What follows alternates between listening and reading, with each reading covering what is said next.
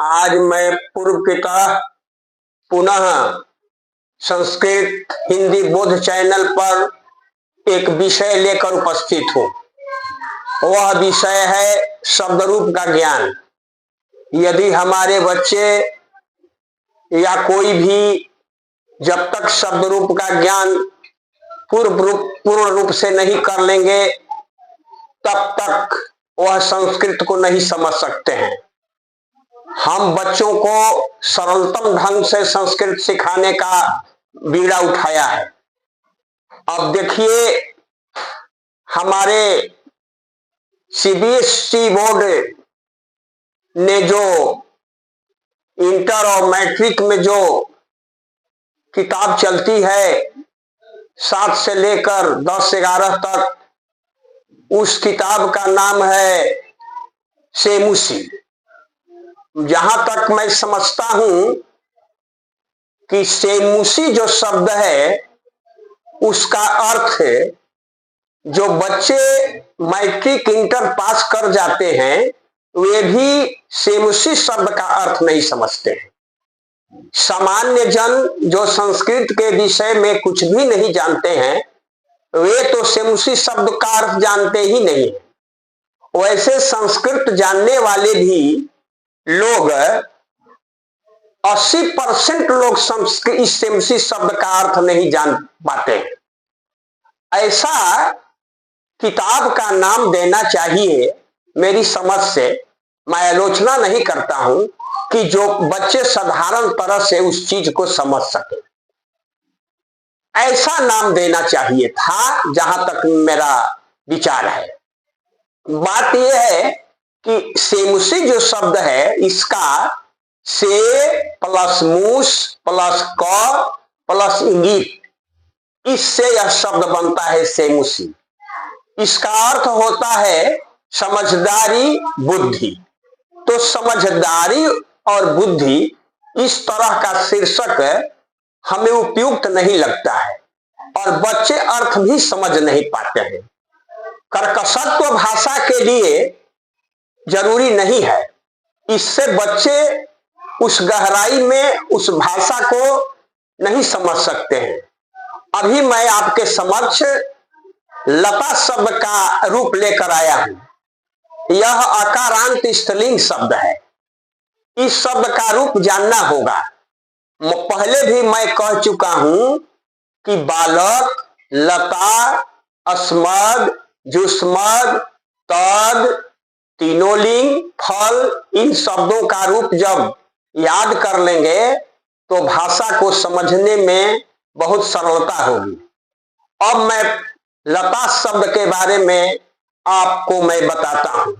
लता का रूप चलता है लता, लते, लता, लताम, लते, लता, लतया, लताभ्याम, लताभिः, लतायै, लताभ्याम, लताभ्यः, लताया, लताभ्याम, लताभ्यः, लताया, लतयोः, लतानां, लतायां, लतयोः, लतासु, हे लते, हे लते, हे लता। तो यह 7 विभक्ति में यह रूप हुआ और एक संबोधन है। तो लड़का जब शब्द रूप को याद कर लेगा तो उसको अनुवाद बनाने में कोई कठिनाई नहीं होगी। मान लीजिए कि आ गया कि लता फैलती है तो लता प्रसरती, और लता के समान सीता शब्द आ गया, सीता पढ़ती है तो सीता पठती। तो इस तरह से गीता पढ़ती है, गीता पठती, स्त्रीलिंग शब्द है। तो लता जो है प्रथमा विभक्ति में लता, इसका अर्थ होता है लता ने या लता। द्विवचन में लते होता है, 2 लते, 2 लताएं।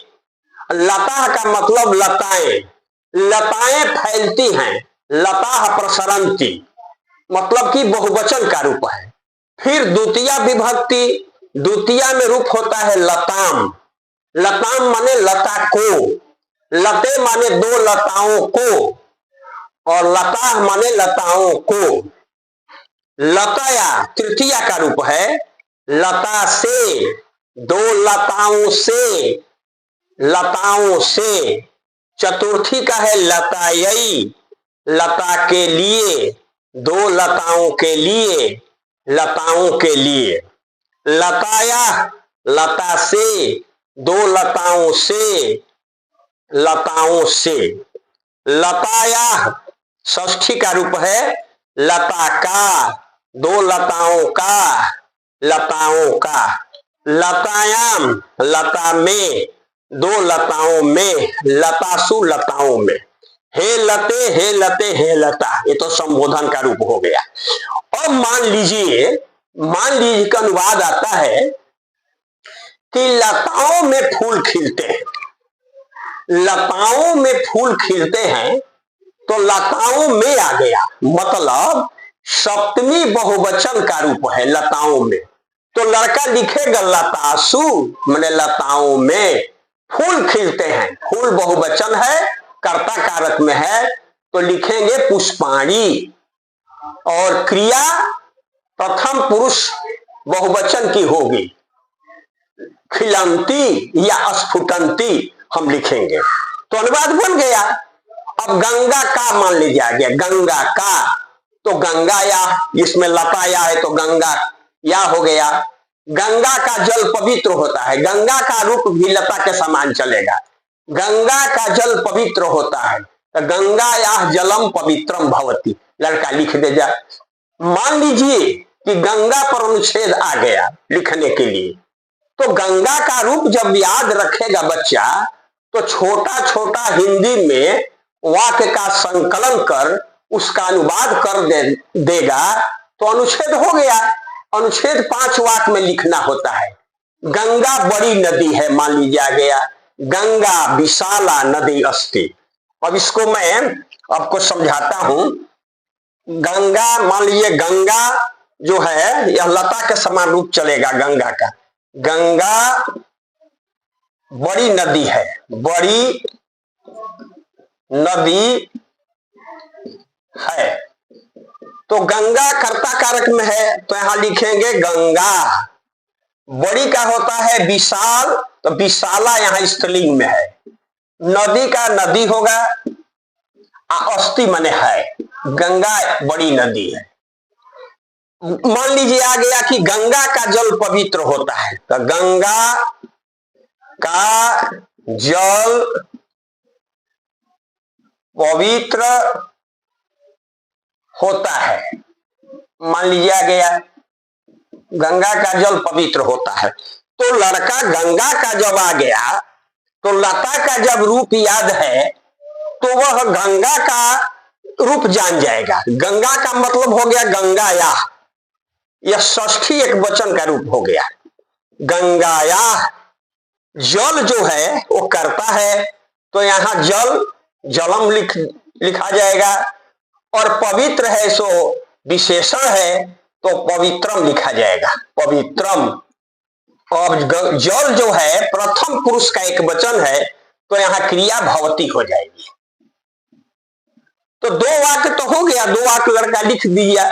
गंगा के किनारे नगर है, मान लीजिए वाक्य आ गया, गंगा के किनारे, गंगा के किनारे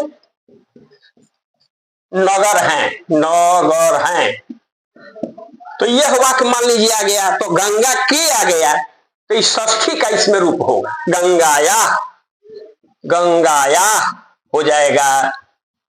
रूप याद करना बहुत जरूरी है। किनारे का होता है तट, तटे माने तट पर। नगर है, नगर बहुवचन है, नगर जो है बहुवचन है, कर्ता में है, तो नगराणी, नगराणी, नगर शब्द नपुंसक है, तो नगराणी हो जाएगा। है जो बहुवचन है, इसकी क्रिया प्रथम पुरुष बहुवचन संति क्रिया हो जाएगी। तो 3 वाक्य तो हो गया, 2 वाक्य और लिखना है। तो ये लड़का जब शब्द रूप को जानेगा तभी वह अनुवाद बना सकता है। इसलिए मेरा आग्रह है बच्चों से, प्रायः बच्चों से, और गार्जियन यदि इसको सुनते होंगे तो भी अपने बच्चे को इससे परिचित कराएंगे। तो इस रूप को जब याद कर लेगा तो वह अनुवाद बना सकता है। इन्हीं जो ये सब आपके समक्ष जो मैंने रखा, तो इसके बाद फिर अगली कड़ी में मैं पुनः आपको अभी शब्द रूप से ही मैं एक आध गो शब्द रूप से मैं परिचित कराऊंगा। इसलिए इस वीडियो को आप लाइक करेंगे, सब्सक्राइब करेंगे और बेल घंटा को आप दबा देंगे तो बहुत मेहरबानी होगी। हमारे बच्चे इस भाषा को तब अच्छी तरह से समझ पाएंगे। धन्यवाद।